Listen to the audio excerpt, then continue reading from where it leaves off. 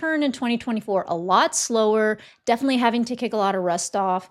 And in 2025, her stat, she was just a better shooting guard than a point guard. That showed in the eye test, that showed in stats, and there is no way you can argue around that. In Chelsea's best year in assists in the league, she did get 7.3 assists per game. That's what she averaged, and that was in 2023. And upon Caitlin Clark's entry in her rookie season, Caitlin Clark not only broke the game assists in the WNBA, she broke the overall total assists for the entire history of the WNBA. So it's very hard to argue that Chelsea Gray is a better point guard than Caitlin Clark. Even last season, with Caitlin Clark only playing 13 games, Caitlin Clark averaged more assists per game than Chelsea Gray's best year, which was, what did she get in 2025? She averaged 8.8 assists per game, with 8.5 total in her 2 seasons. But she also did it while she was powering through injuries. Imagine what would have happened if she wasn't injured. The recency bias in this is glaring. Last season, Chelsea Gray did average 5.4 assists, and I watched all of those games. And Chelsea Gray had a rough go of it in the beginning of the season, but she was able to get to that midi and knock shots down. She could get a shot off at the 3 in clutch moments. Chelsea Gray is so clutch. Listen, I'm of the opinion that Chelsea Gray at one point was the best point guard in the league. It's arguable. It's arguable that Chelsea Gray was definitely the best point guard in the WNBA at one point. I do just think that at this point, the torch has passed. This is not being said from any hate. It's just plain undeniable. But Caitlin... She has 3.6 million followers on Instagram. She broke the most prestigious scoring record in college basketball history. And she single-handedly changed the way the world looks at women's basketball. Her name is Caitlin Clark, and if you know anything about sports right now, you already know that name.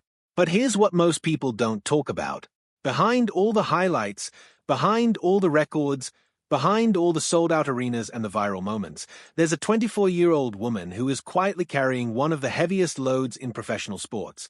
And she's doing it with a torn-up body, a perfectionist's mind, and the entire basketball world watching her every single move. Let that sink in for a second. Every pass, every missed shot, every game where she doesn't look quite like herself. There are millions of people ready to dissect it, debate it, and turn it into a headline. That is the reality Caitlin Clark lives in every single day. And this week, she finally said something about it that stopped people in their tracks. She was asked how she gives herself grace, how she deals with the pressure of being the most scrutinized player in the WNBA. And instead of giving some polished, PR-approved answer, she said something real. She said it's easier said than done. She said people forget that at the end of the day, she cares more than all of them. She wants to be the best. She's always analyzing her play, always looking for ways to get better. And when things don't go her way, she gets irritated. Because she's a perfectionist. Because that fire never goes away. Because that hunger is always there, even when her body is telling her to slow down. Now think about what that actually means for a second. This is not someone who is coasting on fame and Instagram followers. This is not someone who is satisfied with being a household name. This is someone who, even after everything she has already accomplished, wakes up every single morning wanting more, wanting better, wanting to reach a level that most people can't even imagine. That is the kind of mindset that built Caitlin Clark. That is what turned a kid from Des Moines, Iowa into the NCAA's all-time leading scorer, passing legends who played the game for decades before she even touched a basketball. That is what made her a WNBA Rookie of the Year in her very first season. That is what made her a 2-time All-Star before most players even find their footing in the league. The fire doesn't go away. It never has. And honestly, it never will. But here's the part of the story that doesn't get enough attention. Here's the part that gets buried under the highlight reels and the Instagram posts and the national broadcast announcements. Caitlin Clark's last full season feels like it was a lifetime ago. Because last year, her 2025 season, was one of the most painful and frustrating chapters of her career. She played in only 13 games. 13. For a player who was supposed to be elevating the entire league, for a player who had 44 of her Fever's games being broadcast nationally, she spent most of the season on the sideline watching her teammates play without her. It started with a left quad sprain, then a left groin sprain, then a right groin injury that kept her out through the back half of the season entirely. And if that wasn't enough, she reportedly sustained a bone bruise in her left ankle while she was rehabbing back in August. One injury leading to another, leading to another. The kind of injury chain that breaks players mentally, not just physically. The kind of setbacks that make even the most determined competitors start asking themselves hard questions.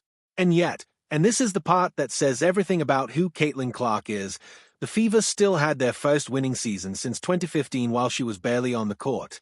They pushed the eventual WNBA champion Las Vegas Aces to 5 games in the semifinals. 5 games, without their biggest star playing anywhere close to full capacity. That team still found a way to compete at the highest level. And that tells you something. Not just about Clark's impact when she is on the floor, but about the culture and belief she helped build around that franchise.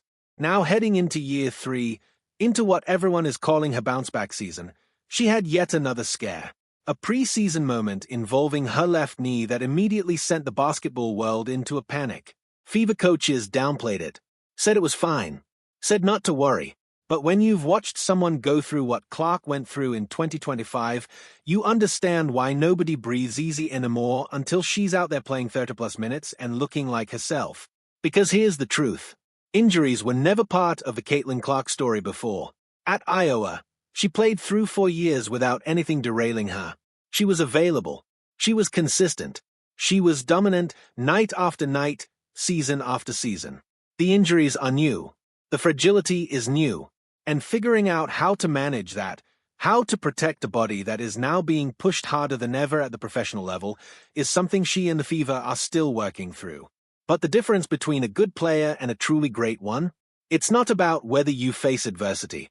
Every player faces adversity. The difference is what you do when you're standing on the other side of it. And from everything Clark said this week, from every word she chose, it's clear she is not running from it. She's not pretending it didn't happen. She's not hiding behind a highlight reel. She said something else that stood out. She talked about the beauty of the WNBA schedule, about how it's game after game after game, 3 or 4 times a week, and how that pace, which can feel relentless, is actually a gift. Because you always have a chance to turn the page. You always have a next game. You always have another opportunity to be better than you were yesterday. And she's choosing to see that as a lifeline rather than a burden. She's choosing to focus on how lucky she is just to be out there, just to be playing, just to have the chance to compete. That kind of perspective doesn't come easily. That is something you have to fight for. When you are a perfectionist who is watching your body betray you during the biggest stage of your career, choosing gratitude is a daily decision. It's not automatic. It doesn't just happen. You have to remind yourself. And she said exactly that. She has to remind herself. Every single day. And here's why all of this matters beyond just basketball. Beyond just the Indiana Fever and the WNBA standings and the stat lines that are going to flood your timeline this season. Caitlin Clark represents something bigger than a sport. She represents what happens when someone with generational talent, generational drive, and a spotlight the size of a stadium has to confront the one thing nobody prepared her for, her own human limits. The fans see the records. They see the 3.6 million followers. They see the national broadcasts and the sold-out arenas and the sponsorship deals. They see the version of Caitlin Clark that exists in highlight packages and magazine covers. But she's in there every single day dealing with a version that they don't see. The version that gets irritated when the game doesn't go right. The version that is always analyzing, always critiquing, always pushing. The version that had to sit and watch while her team fought in the playoffs without her. The version that had to rehab in silence while the world moved on. That version is the real Caitlin Clark. And that version is who walked into this new season. The new CBA means players across the league are making more money than ever before. All 44 of the Fever's regular season games will be nationally broadcast. The attention is only going to grow. The scrutiny is only going to intensify.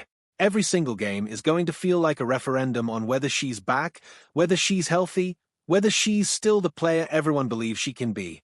And she's walking into all of that knowing the fire is still there, knowing the hunger is still there, knowing that when things don't go the way she wants, that perfectionist in her is going to get loud, but also knowing, or at least trying to remind herself, that she gets to be out there, that she gets to play, that the next game is always coming.